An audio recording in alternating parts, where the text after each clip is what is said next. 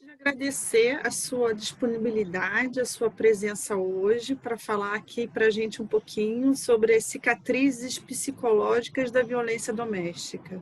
É um tema difícil e que a gente percebe que tem crescido muito, né? Agora, com a pandemia também, a incidência de casos de violência doméstica, Ana. Na tua opinião, por que que surge, o que que leva, né, uma relação a chegar nesse ponto, a chegar muitas vezes na agressão psíquica, na agressão física mesmo, né? Você podia desenvolver para a gente um pouquinho, então, esse tema? Tá, boa tarde para todo mundo. Obrigada, super obrigada. Uma honra estar tentando colaborar com um pouquinho que eu sei.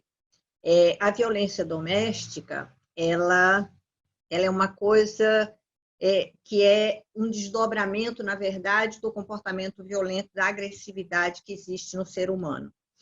E quando é que a gente é violento? Quando a gente está com medo.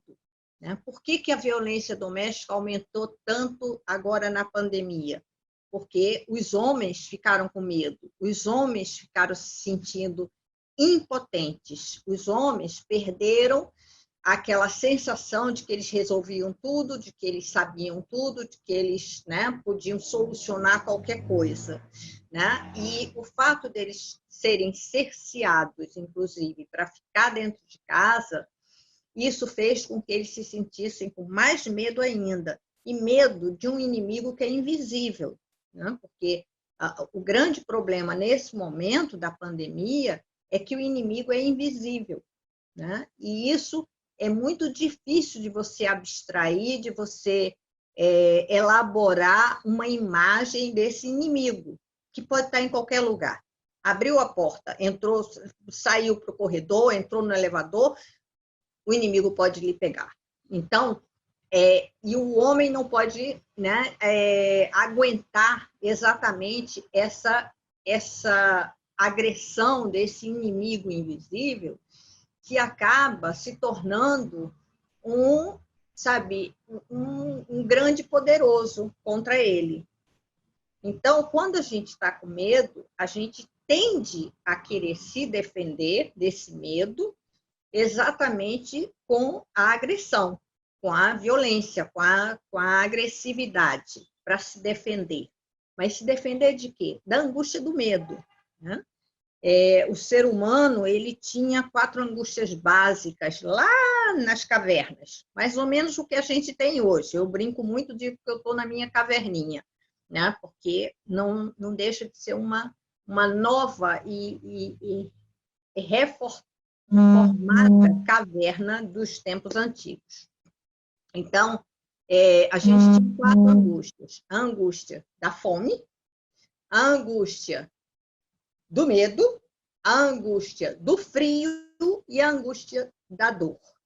A gente conseguiu solucionar 3 dessas 4 angústias, né? Que é a angústia da fome, né? Guardadas as devidas proporções, porque a gente tem fome, tem gente que morre de fome até hoje, apesar de se saber como é que se chega ao alimento. Né? A gente solucionou a angústia da fome, a gente solucionou a angústia do frio, porque a gente passou a ter as roupas, né? A gente solucionou a angústia da dor, porque a gente tem remédios analgésicos, anestésicos, e hoje tem inclusive a clínica da dor. Né? Quer dizer, uma especialidade médica para isso, para tirar a dor, para tratar a dor. Mas a angústia do medo a gente não conseguiu e não vai conseguir.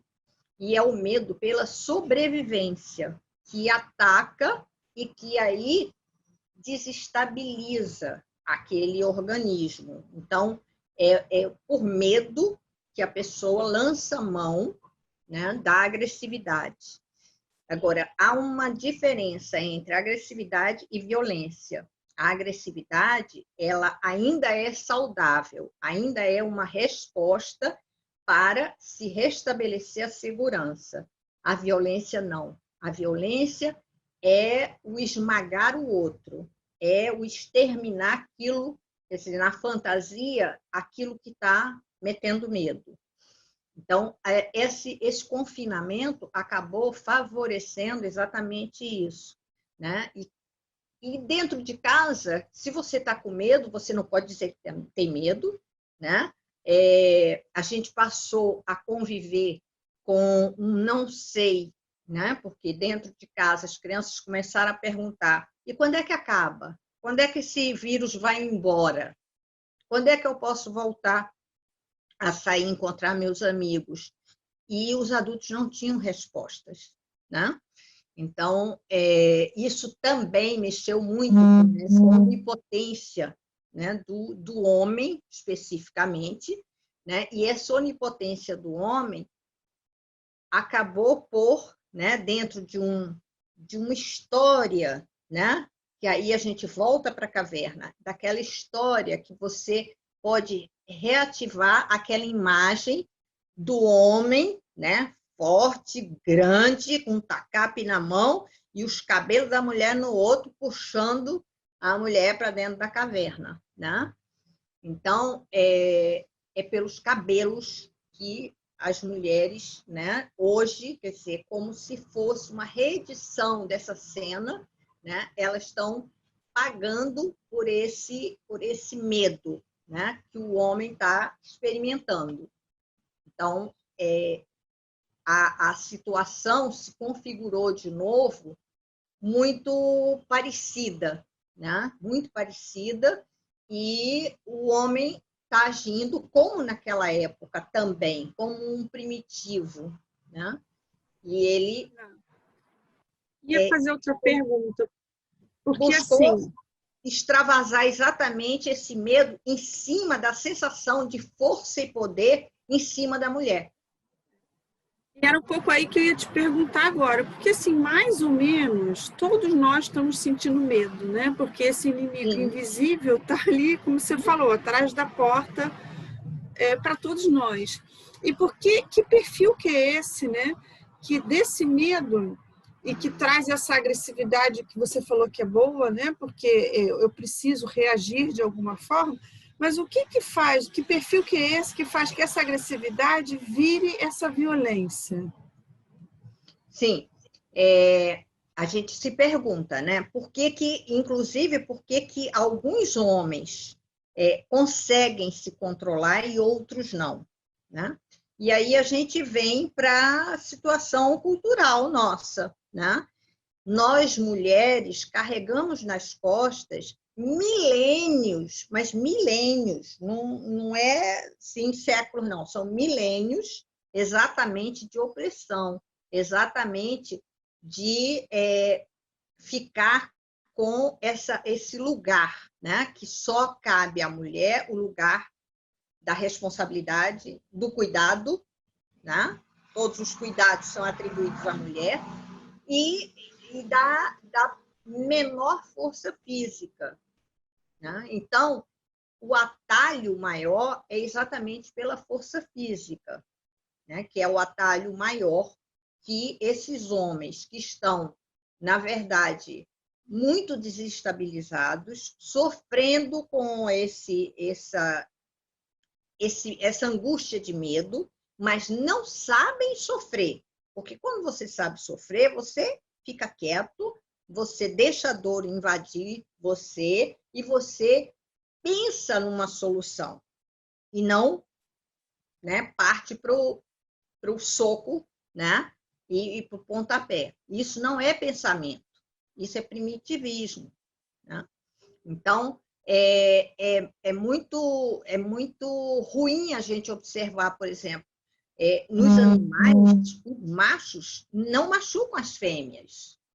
Os machos brigam entre si, por lugares de poder, por comida, por liderança, por vários itens, mas eles não machucam, eles não brigam com as fêmeas, né? E o ser humano, que deveria ser, né, o mais adiantado, né?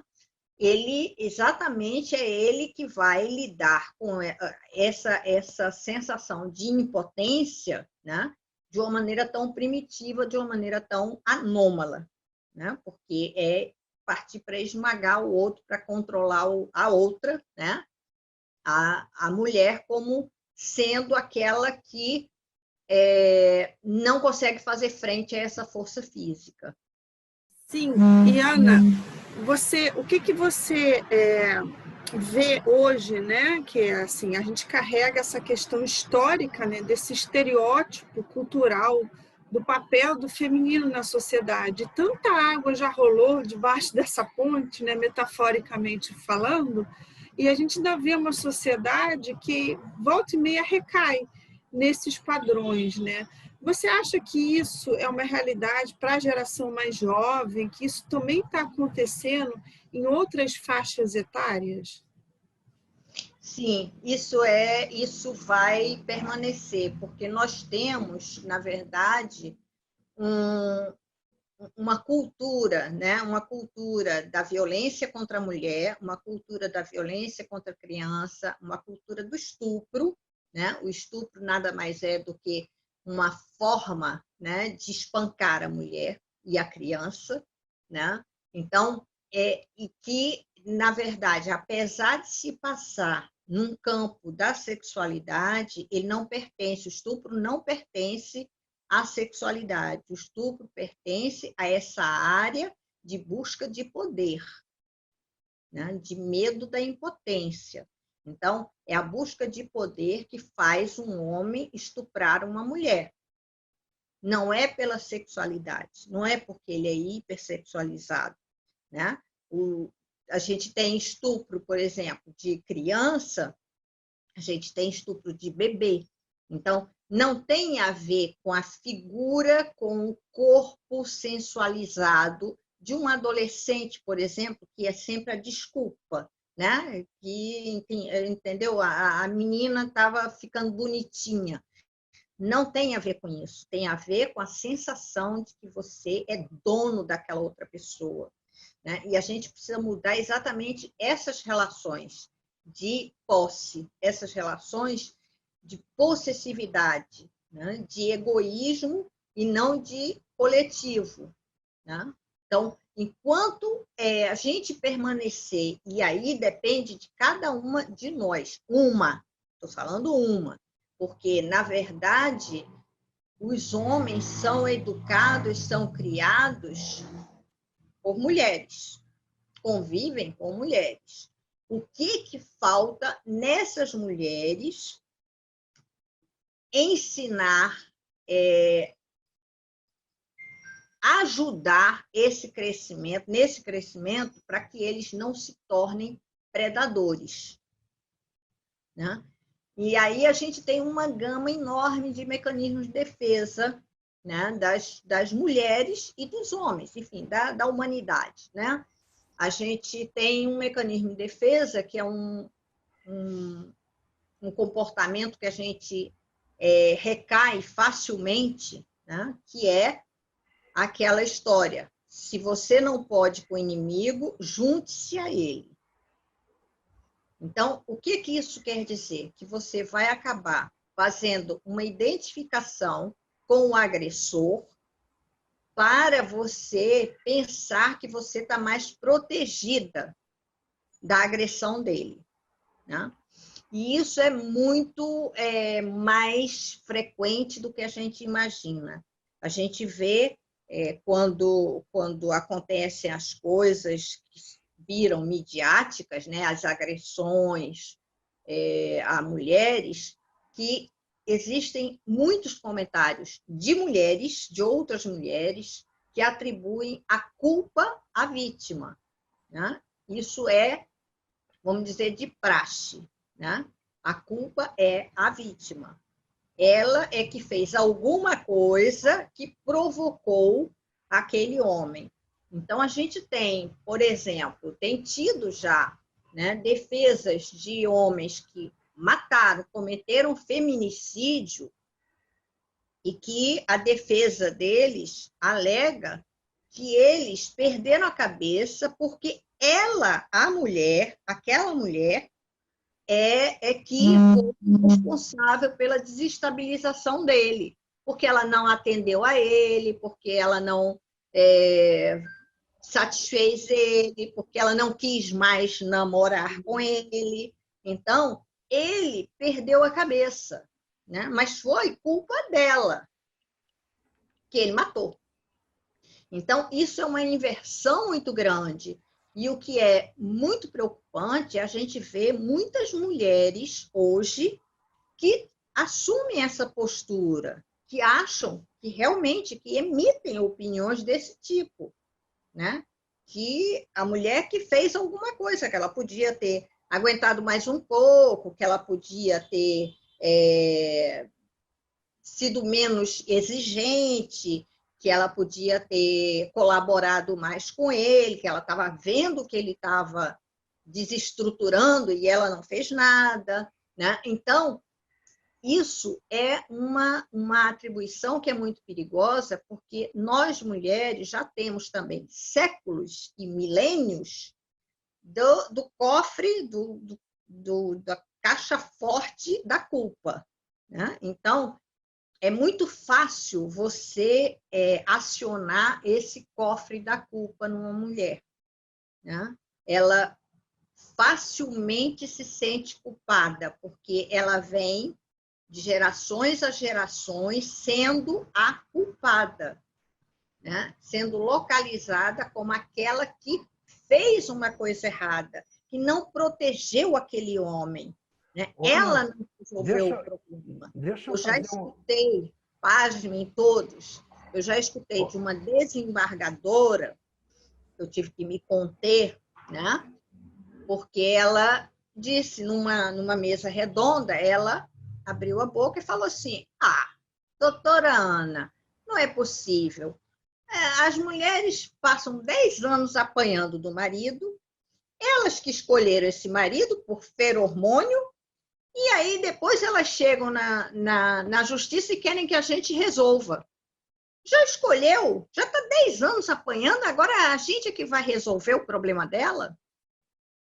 Desembargadora, vara de família. Então, a gente tem esse tipo de pensamento inerente à mente das mulheres também. Existe um exército de mulheres misóginas e que atrapalham muito, porque soltam aqueles pensamentos. Mulher apanhou porque gosta de apanhar, foi ela que escolheu, ela já apanhava há tanto tempo, agora que veio reclamar. Quer dizer, coisas desse tipo, né? Desconsiderando completamente que qualquer situação de intimidação, qualquer situação de coação, leva muito tempo para a pessoa vencer o pavor de denunciar alguma coisa, né? E quando ela denuncia, não estou dizendo denunciar na polícia, não fazer BO, nem nada disso, não. Antes, quando ela diz, não quero mais, porque antes dela ir à polícia, ela pode estar sendo espancada, mas um dia ela diz, não vou mais acreditar que ele não vai mais me bater, porque ele prometeu, pediu desculpa, disse que foi porque tomou uma cerveja a mais, porque não sei o quê. Nada disso é justificativa, né? Porque o álcool, as drogas só exacerbam o que está lá dentro. Elas não importam coisas, não colocam coisas alheias àquela pessoa, né? Elas exacerbam só. Então, quando a mulher diz não quero mais, que é a primeira denúncia, que a denúncia é só ali, íntima, entre ela e ele. E aí ele diz, não, vai querer sim, né? Não pode terminar, eu não admito, eu não vou, né, ser sabe, dispensado, né? E aí parte para agressão e parte para matá-la, né? Porque já não serve mais só agredir, porque agredir, ela já botou um basta, ela já disse que não, né? Que vai se separar. Então, não é minha, não é de ninguém, né? Então, mata, né? E a gente tem um índice de feminicídio imenso no Brasil, e ninguém pense que o feminicídio é só quando não sei o quê. Feminicídio aparece em qualquer momento. aparece com um histórico, assim, até pouco do ponto de vista da violência, mas ele pode aparecer, sim, a qualquer momento, porque você nunca sabe qual vai ser sabe, a saída que aquela mente que está completamente fora da casinha, então que aquela mente vai arrumar para se sentir, né, poderosa de novo, né? Não suportar perder o poder de espancar, de oprimir, de esmagar alguém, né? De ter esse controle absoluto com a pessoa, né? Em cima da outra pessoa. Isso, às vezes, é muito mal vivido e você não imagina com antecedência, só depois, a posteriori, você vê que a pessoa já dava um sinal aqui, outro ali, de que havia um recanto de violência muito maior do que o que aparecia, né?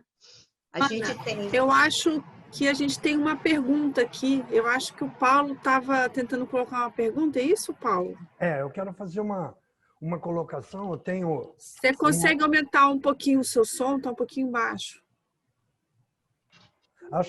Acho que aumentou um pouquinho agora. Aumentou, tá bom. Ok. Deixa o microfone próximo da boca, Paulinho. Tá. Ô, Ana, eu concordo com o que você está falando inteiramente, principalmente no que diz respeito a esse tema, a violência doméstica.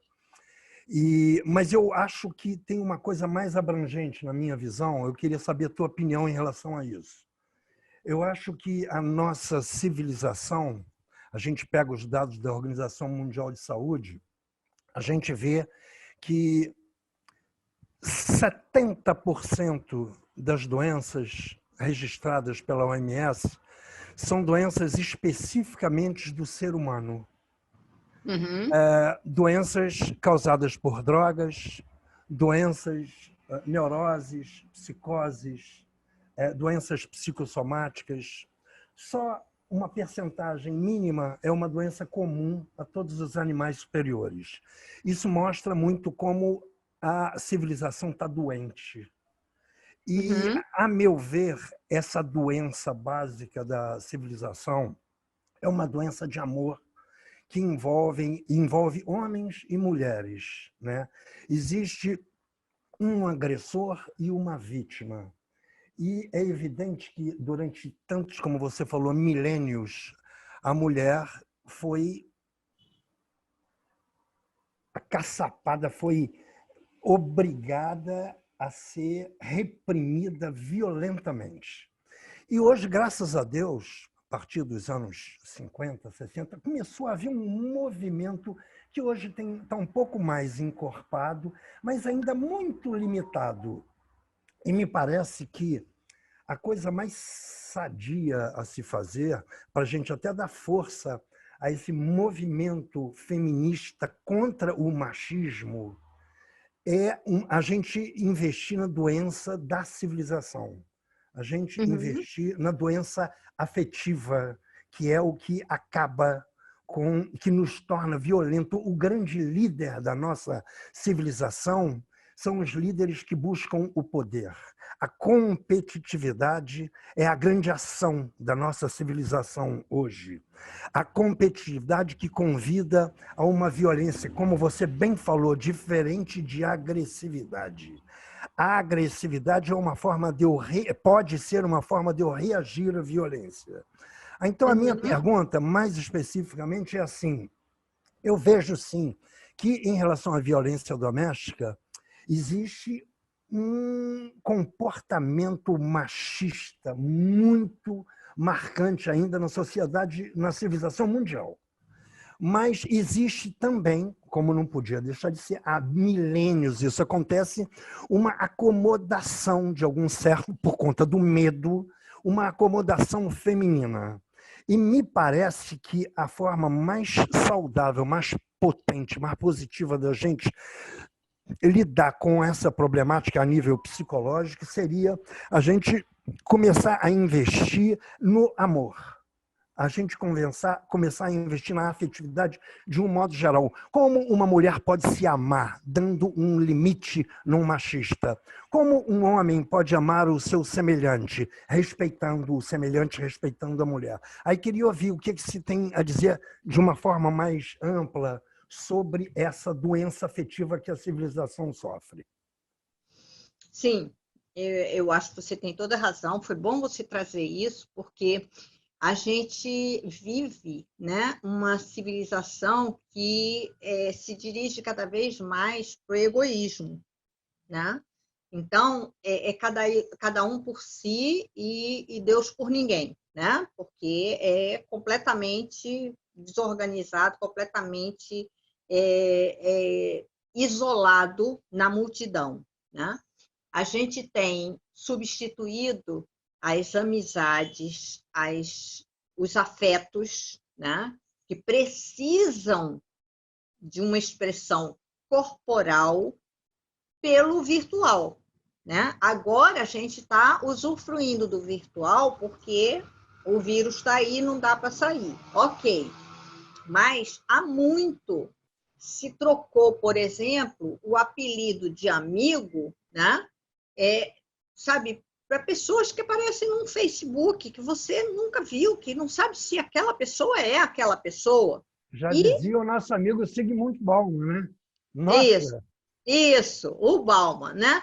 O Bauman foi, assim, brilhante quando ele mostrou essa liquidez, né? Essa dificuldade, né? do ser humano lidar com a internet, né? Com esse advento, né?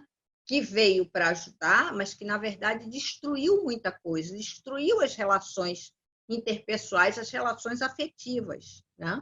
Porque substituiu tudo pelos cliquezinhos. Então, a gente tem uma doença afetiva, sim, da civilização toda. A gente tem um acréscimo, um crescimento, eu diria, do egoísmo, do narcisismo, né? Você só se ama, você só quer as coisas para você, né? E você só olha o seu umbigo. E a gente transformou o umbigo, que na verdade é a cicatriz, a gente está falando de cicatrizes, é a cicatriz da nossa primeira relação, é o umbigo. E é a relação que deu sobrevivência àquele embrião, àquele feto, né? Então, isso sabe, é apagado, é cortado, né? E o umbigo passa a ser aquele buraquinho ali que não tem razão de ser, é só uma cicatriz, né? Mas ninguém se lembra que ele se refere, que ele está ali lembrando da nossa primeira ligação, né? Que era a ligação do cordão umbilical com a placenta, com a mãe que alimentava. Então, a gente foi transformando coisas. E aí, você fala da gente ter adquirido, né, conquistado alguns lugares, as mulheres conquistaram, sim, em relação a 1940, 50, é inegável. Mas, por outro lado, por exemplo, eu vejo o feminicídio como um pedágio pelas conquistas. As mulheres estão pagando pedágio muito caro, né? E a Lei Maria da Penha vive o tempo inteiro sendo contestada, vive o tempo inteiro, né? Sabe, perseguida por montes de PLs, né? Quem milita nessa área sabe, PLs que querem, na verdade, revogar ou, pelo menos, inutilizar, neutralizar a Lei Maria da Penha, que foi uma grande conquista e que foi às custas, né, da sobrevivência, da insistência da Maria da Penha, né, que acabou numa cadeira de roda, por agressão, por violências sucessivas do marido. Então, a gente tem uma doença, sim, social que é muito grave, né? A gente não presta atenção, mas as coisas vão sendo transformadas, né, Paulo? Então, por exemplo, hoje se tem um consenso de que o namorado que pega o celular e que vai futucar, entendeu? Para ver se confere a data de não sei o quê, ou a conversa com não sei quem, não sei o quê, que isso é ciúme, que isso é amor. Não. O amor nosso hoje está muito doente. Eu entendo isso que você disse. A gente precisa realmente de, sabe, produzir muito mais amor.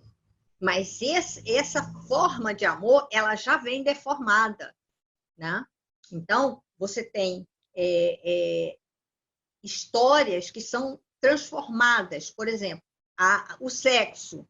O sexo, né, passou-se a incluir no sexo, né, as pancadas, né? Passou-se a incluir, sabe, várias coisas que não fazem parte do amor, né? Tapa na cara não é amor, né? Então, essa violência que parece, né, aquela imagem do Bauman, né, do líquido que vai se espalhando e vai molhando tudo, né? Vem por baixo e vai molhando tudo, né? Então, a gente tem realmente um trabalho enorme aí pela frente. Não adianta você ter delegacias de mulheres, né? É o único lugar onde uma mulher pode fazer uma denúncia de violência doméstica. Acontece que tem meia dúzia de delegacias de mulheres. Tem inúmeras cidades no Brasil que não tem delegacia de mulheres a mais de 500 quilômetros, né, de uma casa. Então, sabe, as coisas são muito... A gente vai conseguindo escrever, né? Escreve-se uma lei, mas não se cumpre a lei. A Lei Maria da Penha, até hoje, é mal implementada. Por quê? Porque há uma resistência muito grande para não abrir mão desse poder, desse pequeno poder de esmagar uma mulher. Então, essa questão das leis, né? Quantas mulheres chegam numa delegacia comum e não conseguem abrir um BO? Está com o olho roxo desse tamanho, está com a costela quebrada e o atendente lá pergunta assim, mas você tem certeza? Porque depois que fizer, não pode mais voltar atrás. Tem certeza que quer fazer? É melhor você pensar mais um pouquinho. Vai para casa, esfria a cabeça e pensa. Acabou. Ele está empurrando, ele está espancando novamente ela, né? Porque ela vai para casa, o cara vai chegar, vai manipulá-la, vai ou pedir perdão, ou bater mais, enfim. E ela vai sucumbir ali, porque ela não encontra, né, o apoio em torno, né? A gente não tem apoio social, né? As amigas, a família falta nesta hora, né? Quantas mulheres relatam com muita tristeza que a família não entendia, que a família não admitia que ela se separasse, porque como é que iam ficar as crianças, porque ele que ganhava mais, porque não sei o quê. Enfim, são coisas de quem não tem nenhuma capacidade de empatia com aquela vítima. Se você se coloca no lugar de uma mulher que está com o olho roxo, com a costela quebrada, com a canela toda arrebentada, vamos lá. Será que você vai dizer para ela ir para casa, para pensar mais um pouquinho, se você realmente tentar, né, entrar no sofrimento dela, naquela dor que ela está sentindo naquela hora? Mas as pessoas estão se tornando cada vez mais insensíveis, né? E aí a gente tem leis, tem grandes leis no Brasil, o que não falta é lei. Mas o que acontece?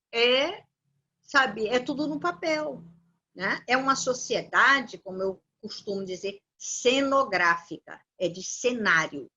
Parece um setting de novela, assim, de segunda categoria. Tudo de papelão, né? E as instituições são de papelão, as instituições não cumprem seus papéis, não há proteção, não há o depois. Todo mundo acha que uma vez que a mulher faz a denúncia, pronto, acabou. Acabou, aí parou tudo, ficou bem, está tudo ótimo. Não. Primeiro que não acabou, né? Porque para esse camarada voltar e matá-la, ou bater mais, ou matar mesmo, não custa. Segundo, que ela vai carregar todos aqueles golpes que ela tomou, ela vai carregar o resto da vida.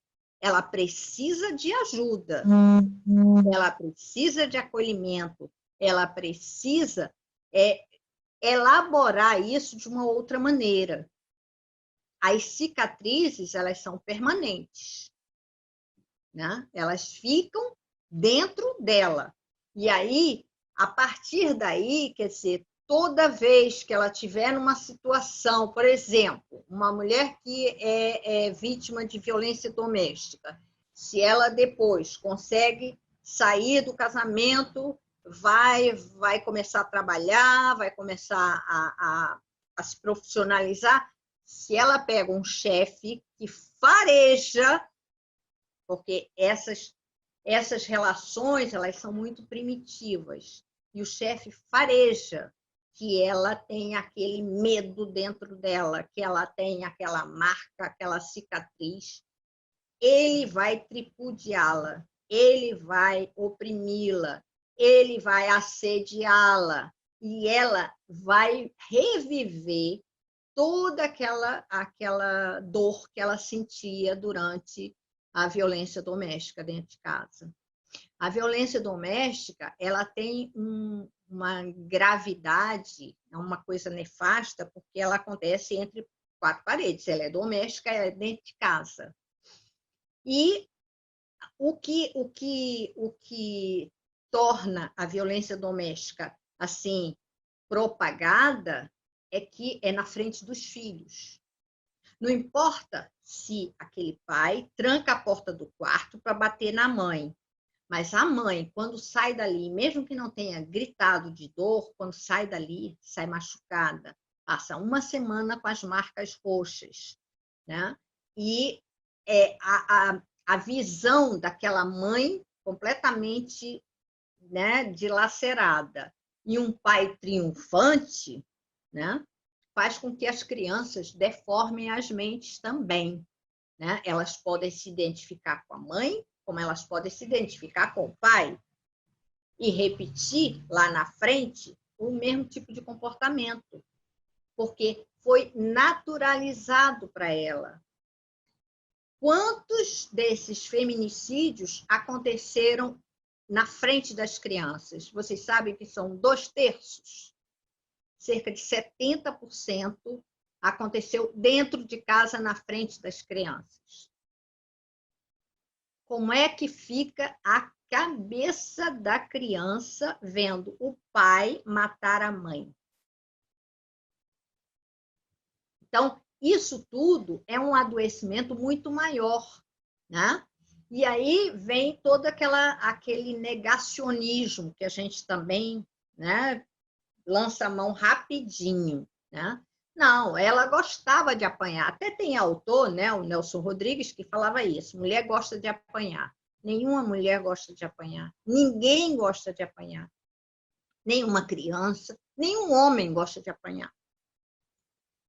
Né? Ninguém gosta de apanhar. Então, dizer que a mulher gosta de apanhar é negar exatamente a possibilidade de empatizar com aquela mulher. A gente tem conseguido, mal e porcamente, na nossa sociedade, a solidariedade. Mas eu vejo, assim, com tristeza, que empatia, ou seja, se colocar no lugar do outro, isso é artigo raríssimo. A solidariedade, ficar ao lado, ser solidário, ok. Então, com desastres, com, né, tragédias, a solidariedade aflora. O brasileiro é muito solidário, né? Mas empático não. E principalmente quando isso se torna, tem nome, cara, endereço, dentro da família. Não há empatia. Essa é que é a minha grande colocação para ti, exatamente o que eu falei. Eu acho que o substrato mais profundo que compete a nós, terapeutas, para a gente investir numa civilização mais saudável, mais afetuosa, é exatamente a gente estimular no homem e na mulher esse grau tão mínimo que existe de empatia, de solidariedade. Eu acho que o grande investimento que a gente pode fazer na nossa sociedade é no homem e na mulher. A gente trabalhar para que a violência e o limite à violência seja cada vez mais respeitado. E, para isso, a gente tem que ter um nível de empatia. Eu estou falando da pessoa normal, qualquer um precisa ter. E isso está, como o Bauman fala, isso está muito apagado em nós. Exatamente, exatamente. É muito pobre, né? É de uma carência, assim, né? De uma precariedade muito grande, né? E a empatia, quando ela surge entre nós, ela surge só um tempinho, só um pouquinho, mas logo depois vem aquele impulso de dizer, não, eu tenho que pensar em mim. Eu tenho que resolver meus problemas. Você não vai se prejudicar você tendo empatia pelo outro. A empatia não custa nada, não custa nem R$10, muito menos um cachorrão, como estão apelidando aí a nova nota de 200, né? o do lobo-guará. Então, não custa, é de graça. Né? A empatia é sentimento. E faz bem para a pessoa, para a vítima, como faz bem para você. Você sofreu um pouquinho o sofrimento dela. Né? É preciso você entrar, né? Nós, psicanalistas, nós, terapeutas, nós sofremos todos os dias porque nós precisamos deixar que o sofrimento do paciente nos contamine, sim, entre. A gente precisa sentir empaticamente qual é a dimensão daquilo ali. E ninguém morre, não. Estou eu aqui, sabe, há quase 50 anos de trabalho e estou muito bem, obrigado. Né? Não faz mal, ao contrário, faz bem à saúde. Né? Mas nós temos muito medo disso. Nós temos medo do outro, do que vem do outro, né? do estranho, do de fora. Né? Então, nós fechamos a porta e somos, no máximo, assim, um pouquinho solidários durante um tempinho. Tinha alguém que tinha levantado a mão. Eu queria falar só mais uma coisinha e pronto, vou estar satisfeito. Eu estava lendo sobre um trabalho que está sendo feito na Universidade da Califórnia sobre empatia e neurônio espelho. E a conclusão é fascinante. A conclusão é que a dinâmica da bondade vence a dinâmica da maldade. E quando vem alguém de forma agressiva a mudar o posicionamento dela de violento para empático. Isso é de um poder que a gente tem e que a gente não sabe utilizar. Não sabe usar. Exatamente. Conheço esse trabalho porque tenho uma filha que foi fazer curso lá na Universidade da Califórnia, que fez exatamente esse curso sobre empatia, né? Esse espelhar, essa coisa, né? Da empatia e da bondade. Né? E foi excelente para ela. Tá? Então, é preciso a gente exercitar. É fácil. Né? É muito fácil, não é difícil. e você não perde nenhum pedaço seu, você não fica dominado pelo outro, né? Que é um outro medo que existe, né? Ah, se eu for empático, se eu olhar pelo lado dele, não sei, se eu tiver, né? Se eu me colocar no lugar dele, eu vou ser dominado por ele. Não tem esse medo, né? Então, é essa força, né?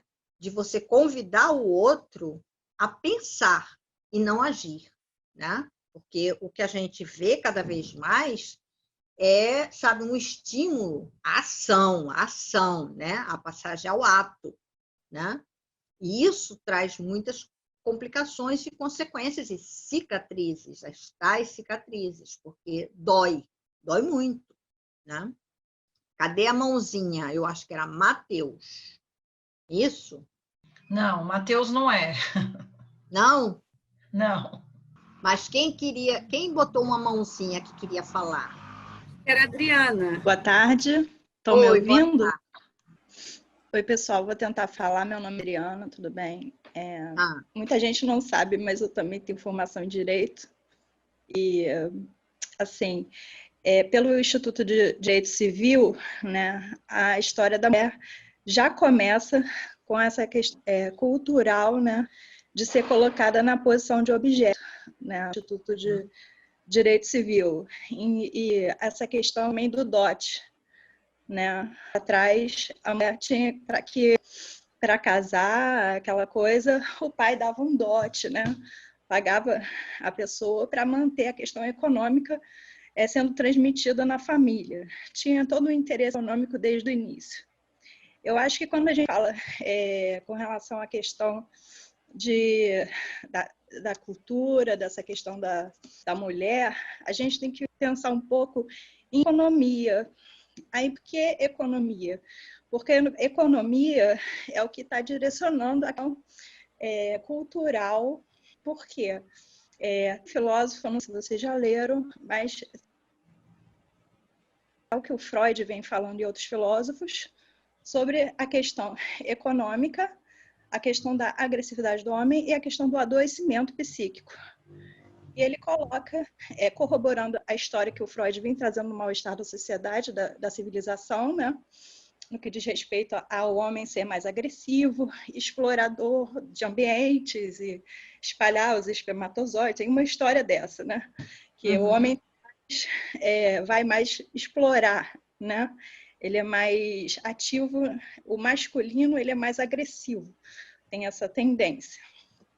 E aí... Mas tem a situação da conquista, né? Normalmente, que o homem usa também essa agressividade na questão sexual, da sexualidade, né? E tem a questão do masoquismo feminino, né? Que não foi tratada aqui, mas tem todos esses aspectos, incluindo outros aspectos que são referentes à história com a mãe, que eu acho que tem relação muito nessa história, dizendo respeito mais à questão da masculinidade agressiva, que transforma a questão do amor em ódio. Tem até um livro que eu comprei aqui para estudar, rever essa história do vínculo, né? Eu estou aproveitando porque eu tenho um paciente e ele perdeu a mãe muito cedo, então estou revendo esse estudo sobre vínculos mais precoces. Então, comprei um livro que diz respeito também a essa questão do amor-ódio. E essa questão do Fur, ele traz justamente, nessa sociedade que a gente vive, do neoliberalismo, o que aconteceu foi não só a questão de mudança de valores, não só a questão da digitalização, da informatização, mas essa questão do individualismo, do hedonismo, da sociedade do espetáculo, tudo isso, mas porque assim, hoje a pessoa não está nem aí, ela tem vídeos de violência na internet, enfim, tem outros aspectos disso também, de repercussões, né? Mas eu acho assim, eu queria pontuar essa questão cultural, e inclusive estava no Código Civil, colocando a mulher e a criança num lugar de objeto, quer dizer, relacionado à questão da posse. Então, a questão da posse vem daí, cultural também, muito arraigada na sociedade, né? Para mudar isso, custa bastante, tem que ter a adesão de todos. Não é algo fácil, é algo de valor mesmo. E a questão é que, hoje em dia, o valor que prepondera seria a questão do individualismo, do narcisismo, e muitas vezes a questão do narcisismo, ele interfere muito nessas questões da baixa autoestima, tá? Envolve nas questões de violência, a partir do momento que você tem figuras cada vez mais perversas na sociedade. O Freud tem um texto que é o Bate-se numa criança, que tem a questão das fantasias, né? E, enfim, eu queria pontuar esses pedaços e falar, né, que o Dufour ele acrescenta justamente essa questão da economia neoliberal, coloca bem o homem nesse lugar de tratar o outro como objeto. O homem no sentido geral, a mulher e o homem. Porque tem mulher também que está batendo em homem, né? Tem isso. Tem a Maria da Penha para defender as mulheres, mas tem o outro lado disso? Tem. Os homens têm o direito de falar? Tem também. Eu já vi homem apanhando na rua. E também já não é a questão financeira, né? Que eu acho que a gente deve pontuar também, essa história da violência, porque eu já defendi vizinha minha aqui apanhando com um bebê de 6 meses e a pessoa drogada, quer dizer, é complicado. E depois retirou a queixa, tá? Eu acompanhei ela um dia inteiro, para ela fazer a queixa, para o cara ir embora, e depois retirou a queixa, e o cara veio me enfrentar aqui, tipo, me olhando feio depois que ela tinha retirado a queixa. Eu falei, que ótimo que ela retirou a queixa, agora você não vai fazer mais, né? Aí eu tive que endurecer, porque essas pessoas a gente tem que endurecer na hora de falar com eles. É complicado. Era um estrangeiro, o pai muito dinheiro, e a menina não tinha uma estrutura familiar, engravidou, e apanhava, e ele ia pegar droga no morro e estava levando a criança. A criança tinha menos de 6 meses de idade, quer dizer, de colo, estava amamentando ainda. E aí eu ouvi um barulho aqui em cima, e aí eu vi pedido de socorro, né? E aí eu fui e ajudei. Mas, assim, é algo que muitas vezes as pessoas não se manifestam por medo de se envolver, né? Até falaram para mim, Adriana, por que você foi se meter nisso? Né? Porque eu fui por identificação realmente feminina. E por que você foi se meter nisso? Depois não acontece nada, ela retira a queixa, faz o acordo lá de pensão, e você que fica mal, o cara ainda pode vir te agredir. Eu falei, realmente, ela retirou depois, mas não aconteceu nada, não. E assim, eu fiquei pensando dessa falta dessa rede. Eu acho que o principal, hoje em dia, que deveria estar sendo discutido, seria como fazer uma rede de proteção efetiva, né? E como tornar mais efetiva essa questão da legislação. E a questão do amor, o amor tem que passar uma história que eu acho que eu vejo assim, como a gente pode, né, proteger essa história do infantil, das crianças, né, das famílias, porque cada vez mais as mães estão com mais tempo de ficar com filhos em casa, né? A questão também passa por aí. A violência está disseminada na sociedade. Se torna uma situação estruturante da sociedade, a violência, infelizmente. Para a Ana comentar um pouquinho. Como sair disso? Adri, eu ia pedir para a Ana comentar um pouquinho, então, para a gente conseguir ir chegando aqui também no nosso fecho, que já são 4 horas, né? Então, Ana, posso voltar para você, Adri, só para a gente não... Tá. Foi bom a Adriana trazer essa questão econômica, né? A mulher, ela tem um preço, ela tem um valor, né?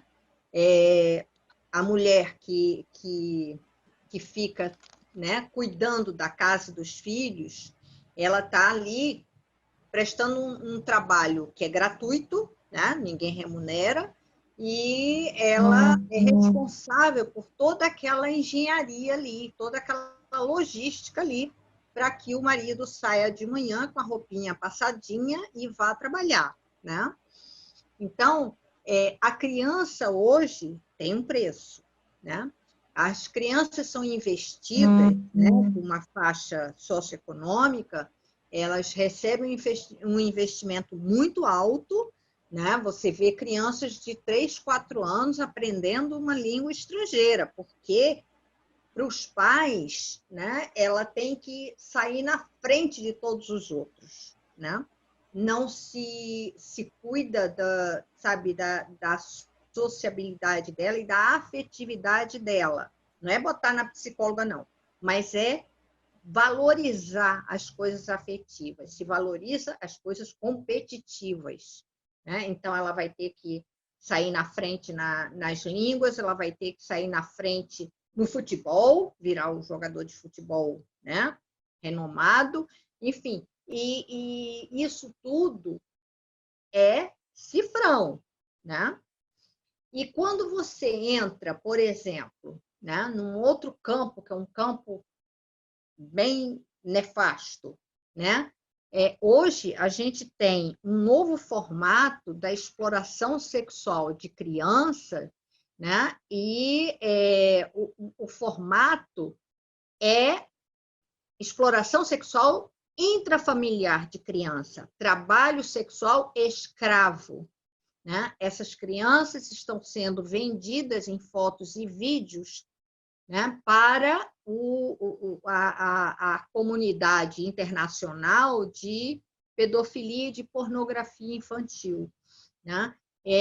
As crianças, e aí a gente cai naquela história, vamos fazer campanhas para que as crianças não sejam aliciadas pelo tarado da internet.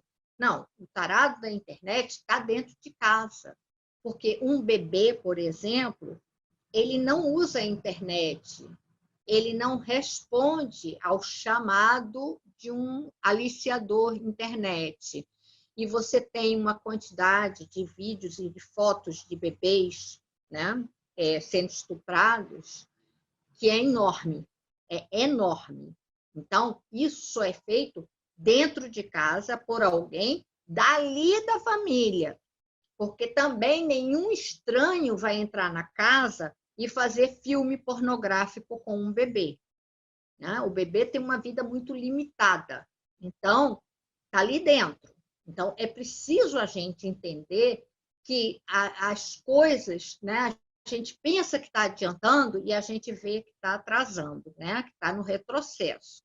Então esse preço da mulher que saiu do dote e virou uma outra coisa, a mulher ou ela garante o trabalho todo da casa, ou ela é profissional e, como profissional, ela vai pagar muito mais dentro de casa do que os maridos, né? Você tem essa deformação agora também, é como se a mulher tivesse que pagar, né, a mais, pagar juros, porque ela está trabalhando, ela está tendo sucesso, ela é uma profissional muito boa, ela ganha muito dinheiro, então ela tem que assumir a responsabilidade, né, financeira da casa. Então, você tem uma quantidade enorme, exatamente nas relações abusivas, de homens que fazem da mulher essa ganhadora de dinheiro, né? Então, ela tem um preço, ela continua a ter preço, né? E as relações são todas medidas em valores monetários, né? A gente tem todos os tipos, né? Se a gente entrar na corrupção, então, né, você tem a lista completa dos valores de cada profissional em cada instituição, né? Então, a gente tem uma tendência hoje, né, a tirar completamente a relação, né, olho no olho e colocar a relação monetária, financeira, como a relação que vai gerir aquilo ali, né? E a Adriana falou num outro ponto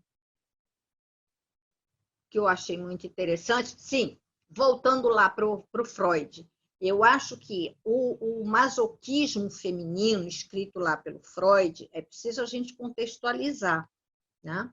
Não que não exista, até porque a posição do feminino é uma posição que já, sabe, empurra a mulher para ela aguentar mais dor, né? A mulher tem uma relação com a dor muito mais resistente, né? De um limiar muito melhor de suportador do que o homem, né?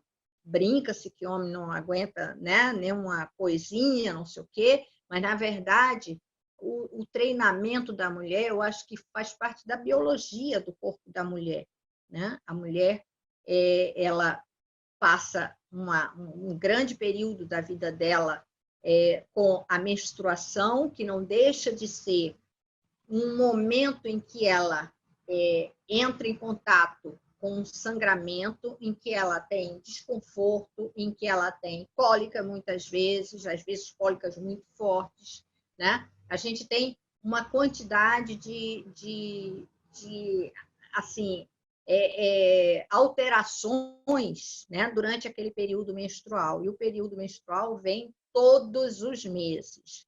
Depois ela passa a ter filhos, o parto, né, é também um momento em que ela tem que enfrentar uma dor, né? Mesmo que seja um parto cesariana. Não adianta, porque quando passar a anestesia vai doer mais do que o parto normal, que já acabou, né? Depois do parto normal, pronto, a dor para por ali, né? E a amamentação, que é dolorida, sabe? Existem muitas coisas que fazem a mulher se adaptar à dor.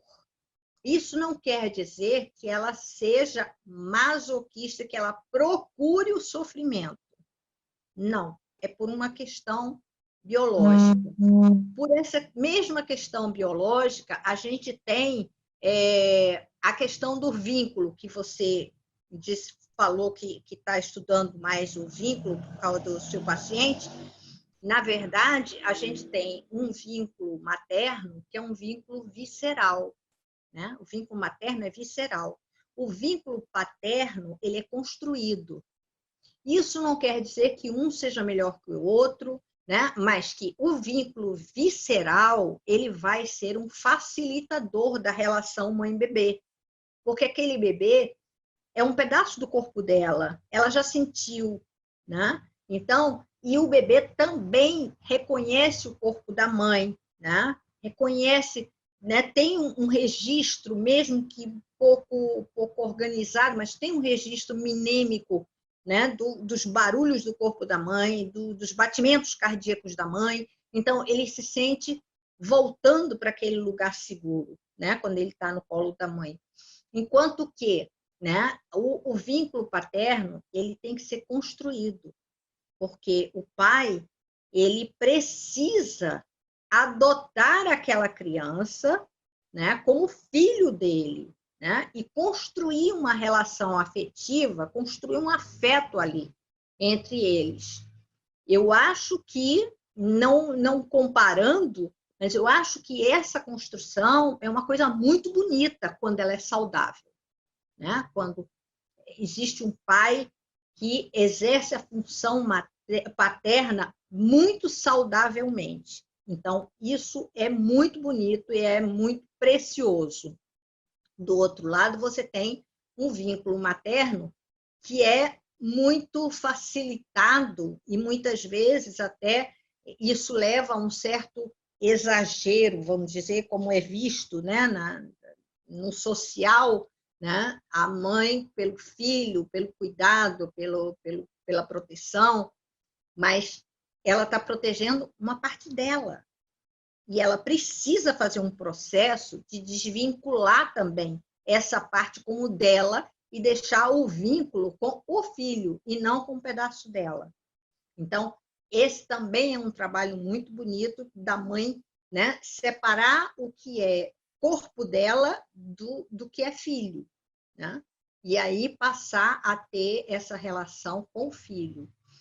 E isso tudo me leva a pensar isso que a Adriana falou, né? Essa coisa que ela descreveu da vizinha com o bebê no colo. Quer dizer, são muitas as mulheres que apanham com o bebê no colo, muitas. Né? A gente recebe vídeos assim aos montes, né? De mulheres apanhando com o bebê no colo, porque nesse momento ela está mais frágil ainda, porque ela está protegendo o seu bebê. Então, ela não pode nem reagir, ela não pode se defender, ela não pode, sabe, se defender de alguns golpes, né? E esses homens que estão vivendo uma violência muito grande, necessitando, né, ter essa sensação de posse absoluta, controle absoluto, né, dono total, eles aproveitam exatamente esse momento de fragilidade da mulher, né, para espancar, né, para maltratar mais ainda. É aquela velha frase de chutar cachorro morto é bem melhor do que o cachorro vivo que pode morder sua canela, né? Então, essa coisa da violência em cima do mais fraco, né? É sempre um chamado que tem sido muito atendido por uma parte grande de homens, não são todos, claro, graças a Deus, mas uma parte grande de homens que caem nessa armadilha, né? E essa armadilha ela tem um ciclo vicioso, porque há uma ponta depois de lucidez, mas, ao mesmo tempo, aquele prazer que foi experimentado, ele puxa de novo a violência, né? Porque o prazer é o prazer da opressão, é o prazer do esmagamento. Então, ele puxa de novo a violência e a violência ocorre novamente, né? Eu acho que esse campo é vastíssimo. A gente tem violências disfarçadas em várias quatro paredes, várias, né? Em vários locais que nem sempre é dentro da família, às vezes é antes da família se formar. Né? A gente tem um número muito grande hoje de ex-namorados que não suportam, né, o término do namoro. Né? Inclusive, isso virou um clichê para os feminicídios, que a polícia diz sempre, não, é que o homem não suportou o término do relacionamento, que a mulher pediu para separar. Então, ele foi lá e matou. Né? A outra coisa que a Adriana tocou, quer dizer, o fato da mulher retirar a queixa, né? Você tem, na Lei Maria da Penha, não é usada, né? Muitas vezes, na verdade, é o Ministério Público que toma conta disso, então pode retirar a queixa à vontade, mas a agressão ela vai continuar a ser investigada, deveria, né? Mas a gente sabe que o que acontece é exatamente a história da sociedade cenográfica. Está na lei, né, que isso faz parte já do encargo do Ministério Público, mas isso não é levado adiante. Né? Se a mulher retira a queixa, então faz de conta que não aconteceu nada, né? Quando, na verdade, está sendo descumprida uma parte da lei, né? Que a lei não prescreve e não há voltar atrás para a lei. Tá? Uma vez que faz, é aquilo que o balconista lá fala mesmo. Fez, acabou, não volta atrás. Tá? Porque entra o Ministério Público, não é mais a mulher. Né? Então, essas coisas são veiculadas também de uma maneira ruim, porque a própria sociedade não usa os direitos que ela tem. E os direitos vão sendo violados. Né? Então, a violência doméstica é um desses capítulos de vergonha, né, que a gente tem. Né? Porque passar um diálogo de palavras, né? Primeiro para as palavras ofensivas, né? Que isso é muito mais frequente do que se imagina, né? E depois, para a violência física, isso é um primitivismo muito grande, né? E que traz prejuízos nas outras gerações, porque está sendo visto pelas crianças, né? Está sendo acompanhado pelos filhos, né? E um pai que bate na mãe, ele está batendo em todos os filhos, mesmo que ele não toque nem um dedinho, como às vezes a gente vê juiz dando guarda compartilhada e não sei o quê para pais violentos. Ele diz, ele ainda não bateu nas crianças. Isso não pode estar escrito uma palavrinha dessa, né? Não pode. Ainda não pode, porque já bateu. Pode não ter encostado, mas já bateu, porque uma criança que vê a mãe ser espancada, ela está sendo espancada também, né? Ela, naquele momento, ela se identifica sim com a mãe e ela está sofrendo os limites da mãe. E a gente precisa entender isso de uma vez por todas, porque realmente as coisas estão muito, sabe, muito misturadas e muito, eu diria mesmo, fraudulentas, né? A gente tem um ordenamento, né, que promove a proteção, mas não é usado. Né? E essa rede que a Adriana falou, isso é importantíssimo, porque do que adianta a mulher fazer uma queixa, se separar efetivamente, ter a medida protetiva, que não adianta de nada, falando a verdade. Muitas morreram com a medida protetiva na mão, porque pegam e vão mostrar, e aí é quando ele dá o tiro e mata a mulher com a medida protetiva na mão. Mas para onde vão essas mulheres? O que é feito com elas? Quem acompanha essas mulheres? Quem cuida dessas cicatrizes que elas vão carregar? Ana, queria agradecer muito a tua presença e as tuas palavras. É sempre um show, adoro escutar você falar. E obrigada. Quando você puder voltar, volte sempre. Estaremos sempre aqui para te receber. Muito obrigada mesmo. Só me chamar e me dar um tempinho para eu arrumar aqui. Então, tá joia, Ana. Obrigada a todo mundo por ter participado. Até a próxima. Beijo grande. Tchau, tchau. Obrigada a vocês, super obrigada.